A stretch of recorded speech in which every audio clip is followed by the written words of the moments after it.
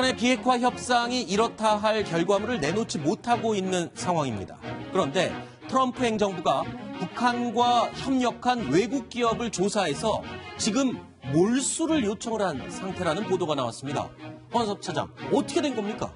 예, 미국 법무부가요. 네. 싱가포르 소재 기업과 중국 기업 두 개 기업에 대해서 이들 기업이 가지고 있는 회사 자금 316만 7,783달러에 대해서 미국 연방법원에 이 자금을 몰수해달라는 소송을 냈습니다. 네. 소송을 낸 이유는 뭐냐면 이 세 개 기업이 북한 조선 무역은행 등이 만든 위장 회사에 네. 돈을 송금했다. 그러니까 북한의 어떤 대북 제재 그 유엔 결의 부분 이 부분을 이제 일종의 세컨다리 보이콧을 네. 이들 기업이 위반했다라고 지금 미국 법무부에서 보고 아하. 제재에 나선 것이라고 볼 수 있습니다. 신석호 부장, 그런데 지난해 8월에 중국 기업, 북한의 물자 또는 무기를 거래하는 것으로 의심되는 중국 기업에 대해서 몰수를 한 적은 있는데 그 이외 다른 나라나 기업들에 대해서는 경고를 하거나 좀 우려의 목소리만 냈지 이런 식으로 몰수한 적은 없었잖아요. 예, 그렇습니다. 싱가포르는 중국하고 좀 다르긴 하지만 네. 성격이 비슷해요. 아하. 저희가 중화권이 있습니다. 작년, 재작년에도 보도를 했습니다만 싱가포르의 기업들이 불법적인 형태로 북한에 사치품을 많이 공급했습니다. 아하. 그래서 그게 유엔 그 조사에서 드러나가지고 네. 싱가포르 국가 자체가 우리 절대 북한하고 불법 거래를 하지 않겠다고 약속을 한 상태예요. 네. 그런데 지금 보시면은 불법적인 방법으로 북한에 송금을 했다는 거 아니겠습니까? 네. 그것도 달러로 말이죠. 그럼 미국이 지금 어쨌든 그 미국이 운영하는 달러 시스템으로 북한을 돕는 일을 철저하게 차단하겠다. 네. 그런 거기 때문에 아마 일벌백계 차원에서 중국에 이어서 이제 싱가포르 기업까지도 손을 대는 그런. 사실 세컨더리 보이콧이라는 게 다른 주변 국가들에 대해서는 가장 위협적인 조치잖아요. 이렇게 되면 지금 세컨더리 보이콧이 좀 더 확대될 가능성을 나타내주는 신호는 아닌가 이런 생각도 들기도 하는데 어떻습니까? 미국이 금년도 8월까지는 미국한 간의 정상회담도 있었고 해서 네. 상당히 그 북한에 대해서 제재를 강화하지 않았었는데 네. 북한과 회담하다 보니까 북한 태도가 비핵화 진정성이 약간 의심되기 때문에 영 마음에 안 들거든요. 8월 이후에부터 계속해서 제재를 북한이 어떤 법규를 위반하는가 하는 부분을 잘 관찰하면서 네. 제재를 전제 굉장히 강화하려고 준비하고 있는데 네. 북한의 유류나 석탄을 불법적으로 공급했던 그 선박한 40여 척하고 그다음에 130개 기업에 대해서 미국이 현재 주시하고 있고 그다음에 특히 유류를 20개의 유조선이 몰래 북한에 148차에 걸쳐서 공급했다고 하는데 이 양 자체를 최대한 계산해 보면은 유엔 제재가 어떻게 되어 있냐면 50만 배럴까지로 한정으로 했는데 네. 아마 3배 정도 될 거다. 150만 배럴 정도 될 거라고 미국이 판단하고 있습니다.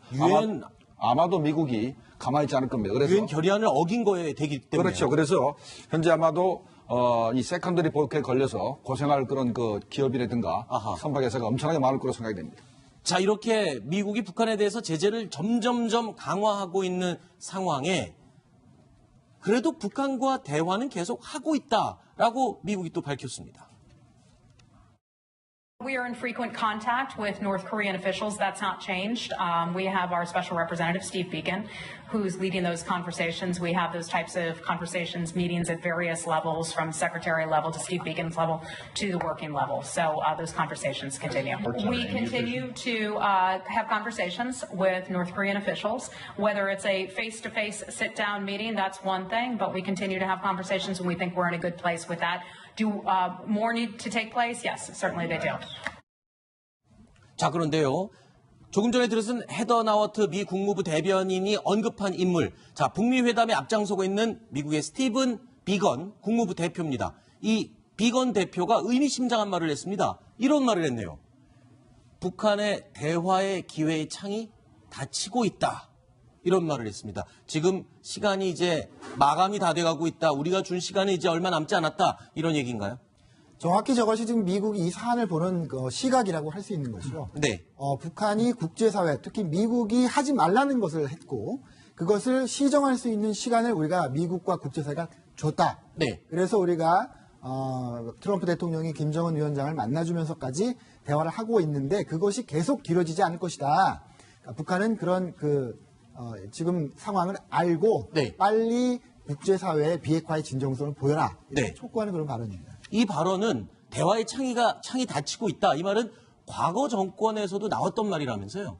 네, 그렇습니다. 2003년으로 좀 거슬러 올라가 봐야 되는데요. 조지 부시 행정부 때인데 1월 28일에 존 네그로폰테 유엔 주재 미국 대사가 한 말입니다. 이 외교적 해결을 위해서 노력은 하고 있는데 대화의 창이 닫히고 있다. 이런 네. 말을 했거든요. 근데 여기서 의미심장하게 봐야 될 게 이 말을 내놓고 나서 2달 뒤 3월 20일 경인데요. 이때 미국이 이라크를 침공을 합니다. 아하. 그렇기 때문에 어느 정도 군사 옵션을 겨냥해서 한 발언이 아니냐 이렇게 해석을 해볼 수도 있지만 네. 그렇게 해석을 하기에는 아직까지 북미 간의 대화의 불씨가 살아있다라는 게 네. 정부의 판단이고요. 좀 더 예의주시하면서 지켜봐야 될 것 같습니다. 자, 그러니까 과거에도 이 말이 나왔었는데 이 말이 나온 뒤에 어떤 조치가 있었는지 북한은 정확하게 이해를 해야 된다. 이런 경고성 얘기도 되겠군요. 예, 그 이라크 전쟁 바로 직전에 대화의 창이 닫히고 있다라고 경고를 했다는 부분이 좀 의미심장한데요. 네. 지금 미국 같은 경우에는 그 민주당이 하원을 지금 장악하고 있습니다. 그래서 트럼프식의 그 비핵화 해법, 북한 비핵화 해법에 대해서 강력한 의구심을 지금 나타내고 있거든요. 그렇기 때문에 이런 그 트럼프식의 어떤 비핵화 로드맵에 있어서 어떤 그 구체적인 가시적인 성과를 보여주지 않으면 네. 앞으로 민주당으로부터 상당히 그 트럼프가 이 외교적인 공경에 처할 가능성이 있습니다. 그렇기 때문에 트럼프 정부 입장에서도 북한에 그렇게 많은 시간을 줄 수가 없는 것이고요. 반면에 북한의 입장에서는 김정은 위원장의 입장에서는 조금 비핵화의 어떤 그 속도를 굉장히 늦추면서 조금 이렇게 적당히 비핵화를 하면서 대북 제재 완화를 네. 통한 어떤 경제적 실리라든지 이런 부분들을 갖다가 취하려는 이런 욕심이 아직까지는 상당히 강한 것 같고요. 그럴 가능성도 없지 않아 있다라고 아하. 지금 그 미련을 못 버리고 있는 것 같습니다. 이런 상황에서 김정은 위원장은 요즘 뭐 하고 있을까요? 열흘째 지금 잠행 중입니다. 열흘째 모습을 드러내지 않고 있습니다. 뭐 중대 결정을 하기 직전에 꼭 이렇게 열흘 이상 모습을 드러내지 않는데 결정할 게 굉장히 많죠. 일단 우리 남북 간의 답방 일정을 조율하는 데 고민이 많을 겁니다. 제일 중요한 거는 북미 고위급 회담입니다. 북한은 정상끼리 만나기를 계속 고집하고 있고 미국 측에서는 무슨 소리냐, 실무회담을 먼저 해야 정상끼리 만나는 게 아니냐라고 버티고 있는 중입니다. 선택을 하지 못하고 있네요. 자, 그리고 또 대북 제재가 너무 강해지기 때문에 이에 대한 탈출구도 모색하고 있는 것 같습니다. 그렇죠. 마지막 부분에 이제 신년사 부분인데 네. 금년도 신년사에는 그 핵무기 개발이 완료돼서 이제 안보 걱정 안 해도 된다. 그리고 이제 평창 동계올림픽 참가하겠다. 네.